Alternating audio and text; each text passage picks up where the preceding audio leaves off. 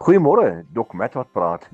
Ja, ek was so bevoorreg om Desember maand bietjie diepsee te gaan hengel en die water in die diepsee was stil en kalm, minimale golwe, bietjie op, bietjie af en baie rustig. En terwyl ons nou so wag vir die vis om te byt, toe kom dit by my op, toe Here Jesus op die see van Galilea gevaar het, skielik het daar 'n storm opgekom en die bemanning het bang geraak en daar was 'n bekommernis gewees. En uiteindelik, wat het Jesus gedoen? Hy het geslaap en hulle maak hom wakker. Nou ek wil vandag vir u sê, Jesus slaap nie oor jou storm nie. Jy dink jy's besig om 'n krisis deur te gaan.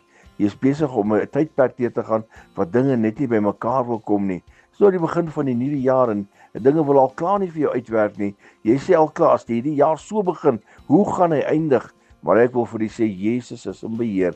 Hy is die een wat die storm kan stilmaak. Hy is die een wat die golwe gebied. So hou op. Hy is die een wat die wind gebied en sê, gaan lê.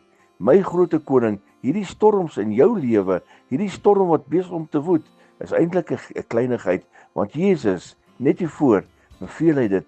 En u het die mag, u het die autoriteit om met die koning te gesels en te sê, Vader, ek kan nie meer nie, help my deur hierdie storm.